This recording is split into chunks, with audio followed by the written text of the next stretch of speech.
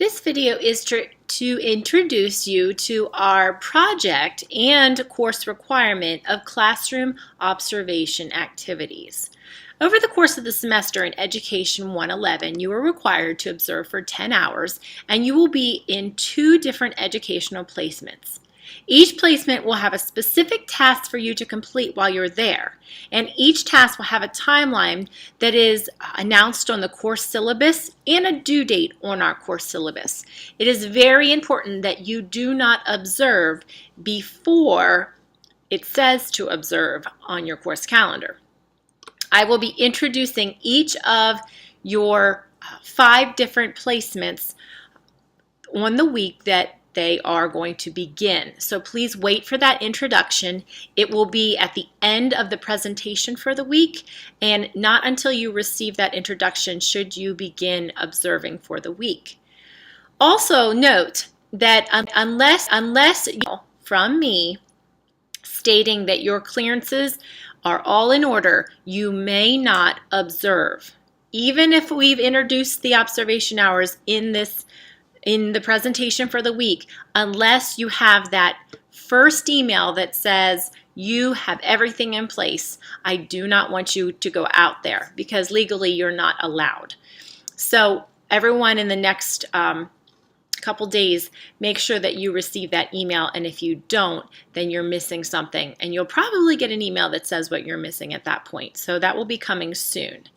Now, the reason why HAC and Education 111 require you to do classroom observation is it will give you that opportunity to make the connection between the material that I cover in class, also in your textbook, and see what happens in real classrooms. Part of the reason why I don't want you to move ahead and go into any of the placements before I introduce an observation experience is because we are going to be covering specific material related to that observation in the presentations. And then when you go to observation, you'll have that background knowledge, and it will allow you to make connections and make the observation more meaningful.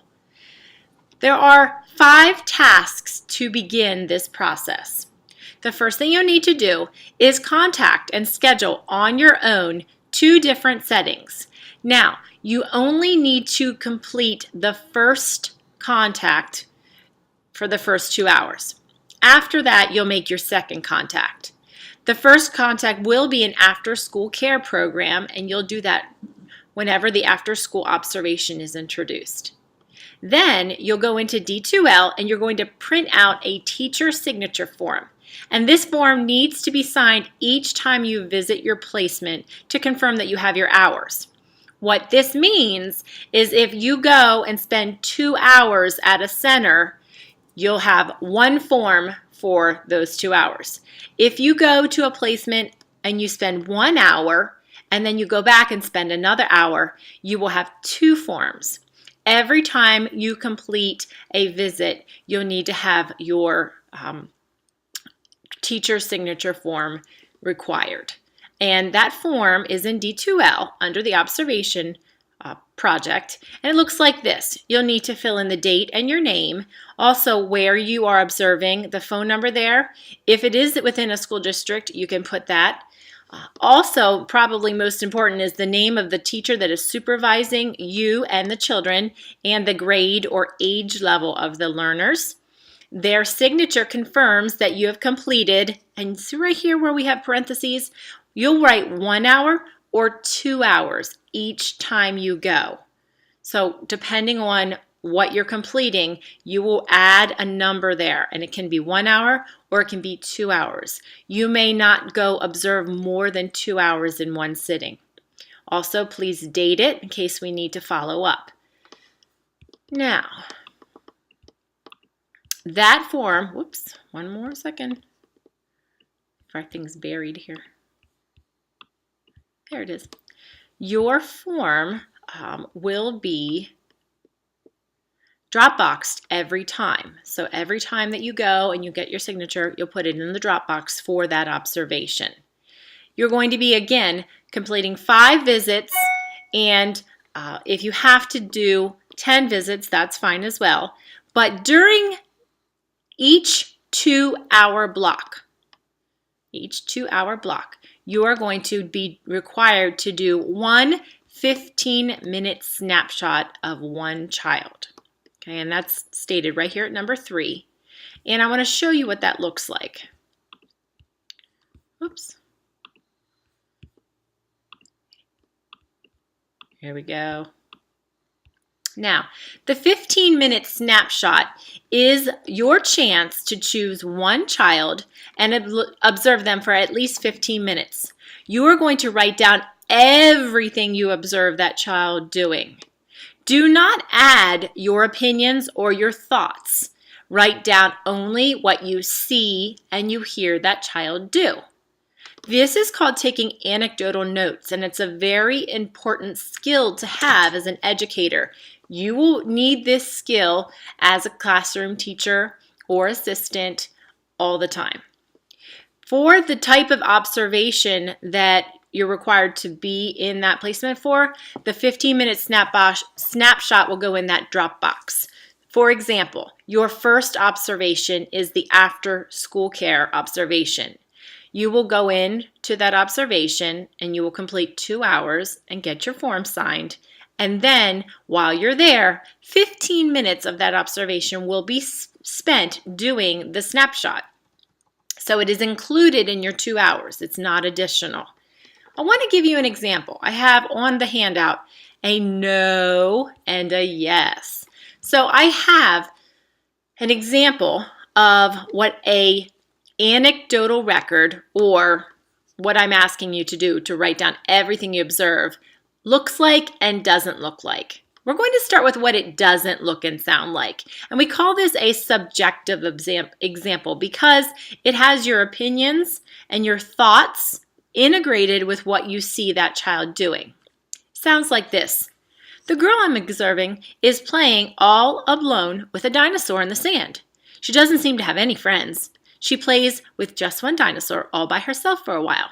Then she gets bored and goes to get some other dinosaurs at the end of the sand area.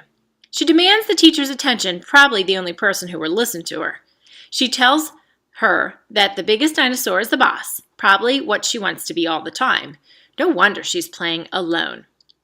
Now, if you listen to that, it's very subjective. It has my opinion about why the little girl is doing whatever she's doing.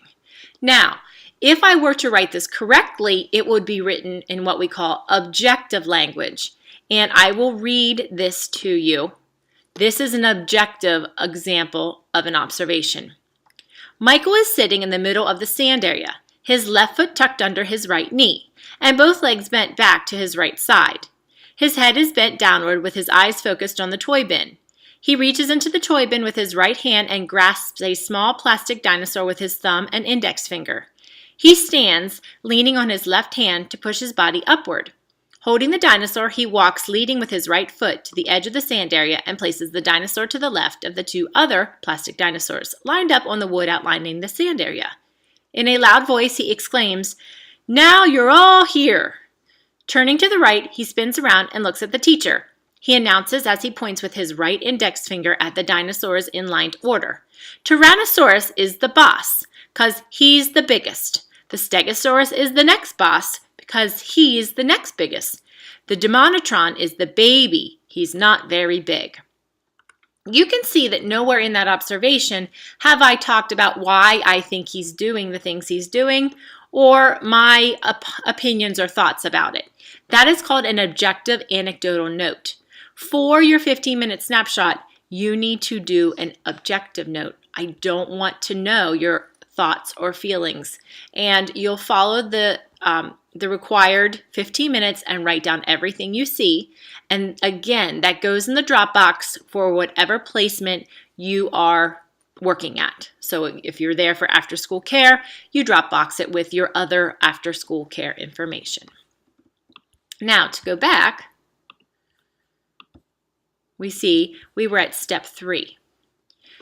Step 4 shares that on your 5 visits, you will follow the directions for each specific observation, and there will be a video to accompany each observation that you will do.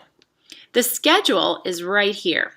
On week 3, you will be introduced to the after-school care observation. In week 5, you will be introduced to the NACI disability observation. In week 6, the Montessori observation. In week 8, the classroom environment observation. And in week 9, the effective teaching strategies observation. You should not complete any observations until the week listed here. And at that point, you have 1 to 2 weeks to complete your 2 hours. Please check the course calendar on D2L or the course schedule on our syllabus for those due dates. After you have completed all 10 observational hours, you will write a reflection about your entire observational experience. Now, in our box below, you can see the total points for all of the activities listed here. Each time you do a 15-minute snapshot, it's worth 10 points. So you have 5 visits, 10 points each. That's worth a total of 50 points. Your focused visit that we have right here in this schedule is worth 40 points each time. And again, you'll have 5 visits. If you need to spread that out over 10 visits, that's fine, but the point totals won't change because you'll still be submitting the same paperwork for your visit. That totals 200 points.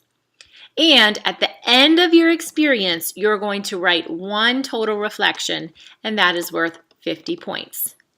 This whole entire observational project is worth 300 points. So you can see this is a large part of your grade because your grade is worth 1,000 points total. Also, if you do not complete your 10 hours, you may not pass this course. It is a requirement.